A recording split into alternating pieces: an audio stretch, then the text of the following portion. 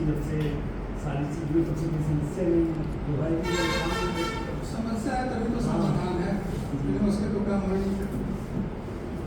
जी आप कुछ पूछना चाहते थे? आप कुछ पूछना चाह रहे थे? Personal matter. अच्छा हम लोग बात करें। जी भैया बताएं। जी मैं आरती थी।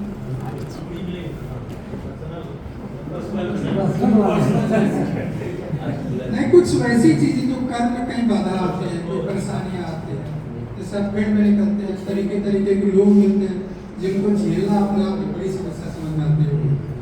फील्ड में निकलते होंगे तो वैसे लोगों का कुछ तो प्रश्न होता है।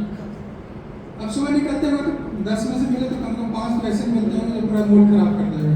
हाँ तो वैसे लोगों की कुछ चीजें हैं, पूछे तो उस हिसाब से उनका हल निकाला जाए, क्योंकि हर व्यक्ति की समस्या का हल है और हर समस्या का समाधान है। हमारे समस्या नहीं है तो समाधान भी नहीं है, जहाँ समाधान होनी समस्या है। समझ रहे हैं? समस्या हो तो गुरु जी 11 बुलाते आते 12 बजे। जी अरे समस्या इतनी बड़ी है मेरे पास, लेकिन बताते नहीं हैं, बस बैठे रहेंगे, यही बड़ी समस्या है। इस तरह की चीजें बुलाते 12 बजे तो आते हैं 1 बजे। नहीं, थोड़ा सा टाइम का तो पाबंद होना है, समय का पाबंद होना है। थोड़ा सा रत्न वगैरह भी धारण करिए, क्योंकि हाथों की भी खूबसूरती होती है। समझ रहे हैं ना? थोड़ा रत्न वगैरह भी धारण करिए आप लोग, जो अनुकूल रत्न है आपके लिए उचित हो वो रत्न धारण करिए। किस मेटल में धारण करना हो तो आपकी चीज़ें बताएंगे, लेकिन करिए आप लोग। कुछ पूजा पाठ सुबह करिए कि दिन भर अपने को आप रिचार्ज किए रहेंगे।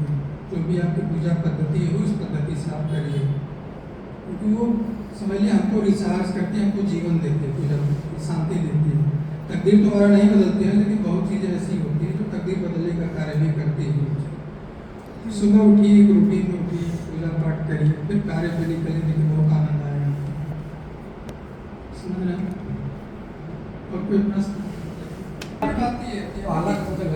व्यक्ति हमारा खुद हम होते हैं, 12 भाव होते हैं। पूरी जो सृष्टि होती है 360 डिग्री की होती है, ठीक?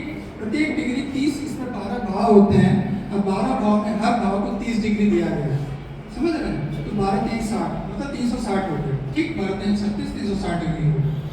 तो चूंकि हम होते हैं, यहाँ पे हम होते हैं, तो हमारे से रिलेटेड हमारा परिवार हो गया, धन हो गया, हमारा श्रम हो गया, मित्र हो गया, ये हमारी माँ सुख सुविधा संपन्नता हो गई। ये 5वां जो होता है पुत्र होता है, किसी से प्रेम होता है, किसी स्त्री पुरुष से हमारा प्रेम होता है। ये हमारा शत्रु ऋण रोग होता है, ये हमारी पत्नी हमारे पति होते हैं। ये हमारा अष्टम होता है, हमारी मृत्यु का घर होता है कि हमारी मृत्यु कैसे होगी, आने वाले समय में हमको क्या होगा, क्या है, किस तरह का एक्सीडेंट होगा, चोट चपेट होगी। ये हमें कुछ इस तरह के संबंध होते हैं जो गोपनीय होते हैं, उस तरह का आपको रिलेट कर सकते हैं। ये हमारा भाग्य है, धर्म है कि हमारा भाग्य कितना अच्छा है, हम कितने धार्मिक तीर्थ यात्रा पर जाएंगे कि नहीं जाएंगे। नौवा भाग्य है। जी, धर्म और भाग्य ये हमारे पिता का है, हमारे कर्म का है, इसमें हमारी सोच का, हम कैसे कर्म करेंगे, हमें राज काम से फायदा मिलेगा, हमारी नौकरी लगेगी कि नहीं लगेगी, हम व्यापार करेंगे कि नौकरी करेंगे, इस पर निर्भर करता है। ये हमारे लाभ का भाव है। लाभ हर तरीके का लाभ होगा, जैसे सामाजिक, राजनीतिक, आर्थिक, मतलब जो भी चीज़ आप सोच सकते हैं उस तरह का लाभ होगा। ये हमारी इच्छा पूर्ति का भी लाभ है, हमारे बड़े भाई बहन का भी लाभ है। ये हमारा मोक्ष भाव हो गया कि हम इस सृष्टि पे आए हैं, हम यहाँ पे आए हैं, तो क्या इस बार हमें जन्म मरण की मुक्ति मिलने वाली है कि नहीं मिलने वाली? समझ रहे? यानी मोक्ष हमें मिलेगा कि नहीं मिलेगा? या मोक्ष के बाद हो सकता है हम जेल चले जाएं, हो सकता है हम किसी लंबी हॉस्पिटल सेवा पर चले जाएं, हो सकता है विदेश यात्रा, तो हम विदेश यात्रा पे जाएंगे कि नहीं जाएंगे। ये निवेश का भी भाव है। तो आप कितना निवेश करते हैं जीवन में, कितनी आपको उपलब्धि है, उस पर निर्भर करता है।